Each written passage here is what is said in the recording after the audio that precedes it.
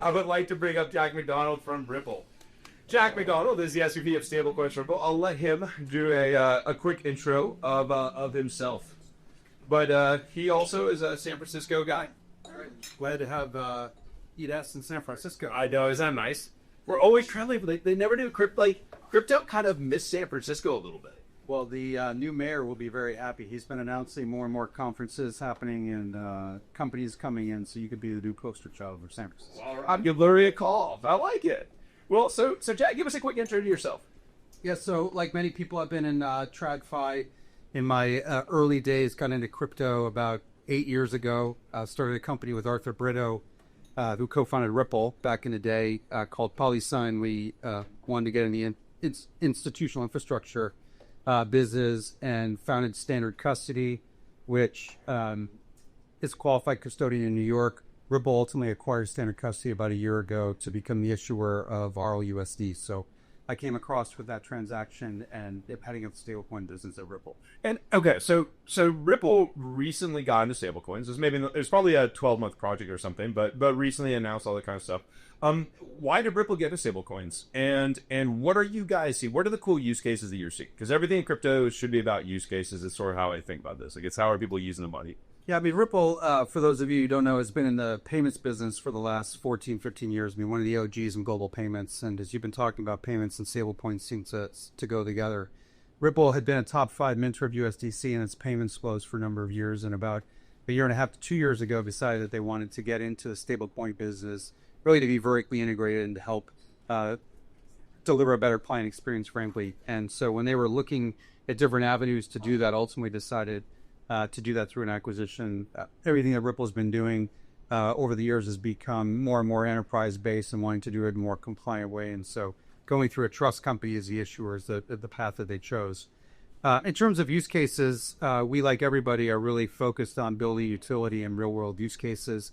Payments is the obvious one. As I mentioned, we've been using stablecoins in our payments flows for many, many years and have introduced RLUSD into our payments, which is resulting in a better experience for our customers in terms of speed, cost, etc. We've also had a thesis around stablecoin use in capital markets. Ripple Trading and Markets is an active trader of crypto, and then most recently we announced the acquisition of Hidden Road, the first non-bank prime broker. Super exciting opportunity there to introduce stablecoins as a means of collateral and an asset, really for cross asset class margining that we're going to do. And so once that deal closes, we've got grand plans in terms of how we're going to utilize RLUSD within the Hidden Road business to really help bridge the divide between traditional finance and crypto. Their client base is roughly, I don't know exactly how you would decide or define it, but it's roughly 70% TradFi, 30% crypto. And so it's really a way to build this bridge, the blue glue, as we call it at Ripple, of getting more and more TradFi clients to come in and start using stablecoins, which I think are an easier step for folks to wade into the crypto waters. Is that when you're talking with the big institutions? I mean, is it all about getting out of T0 settlement? I mean, is that literally the entire conversation? Is just instant settlement of assets, or like what are the other things that get them excited? Well, it's part of it. I mean, particularly in capital markets, it's the 24/7 nature of it. So it's not just T0; it's 24/7. So it works over the weekends. It works when banks and exchanges are closed. It also solves for the cross-border element where you get to negate in many cases the FX conversion. It also allows partners to move back and forth from traditional assets into DeFi, let's say, or crypto, and back and forth. And so we're starting to see examples of that with some of these tokenized money market funds when people want to exit over the weekends, move their asset into DeFi, move it back into, a Bill or a Benji, that kind of product. Yeah. So capital markets, the other one I would just say some interesting use cases we've seen at Ripple.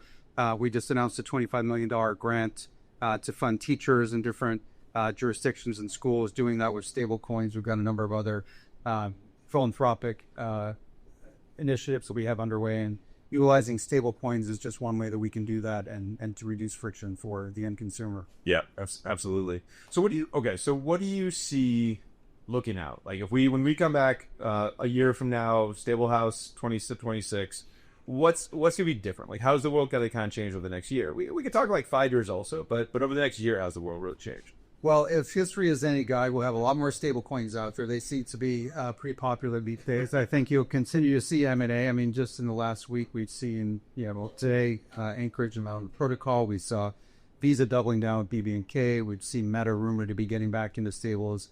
The beat goes on. I think you're going to see more and more bridging the divide. Robinhood, making an acquisition today, and so you'll see more kind of cross-pollination there. I think we'll continue to start to solve for the payments business. The more I learn about payments, the more I appreciate what a fragmented industry that is. And I appreciate the things that you're doing, because there's enough stable coins out there to feed the market right now. I think what we're lacking is the infrastructure and those on and off ramps and the ability to move money for companies that want to wade into the space and just don't know how to do that. So thumbs up to you for that. And I happen to think a big unlock where we'll see more and more a year, let alone 3 or 5 years, is on this capital markets front. I think that's just a massive inefficiency that exists today. I think everything that we're doing here is really helping to rewrite a new operating system for capital markets. And crypto and blockchain Web3 are a piece of that, but I think the world is starting to awaken. Now we have some regulatory headwinds which are really opening the doors for traditional finance to really start to embrace the future. Yeah, art of banking regulations come together. Yeah, Nasdaq. I mean, obviously, I love when crypto forces traditional banks to do more shit. Like Nasdaq announcing 24/5, kicking and screaming, completely against their will. Like, totally did not want to do it. But I mean, you had to, because there was something you could tokenize the stuff and do the trading online. So that was a huge threat to their business, and so seeing that come through.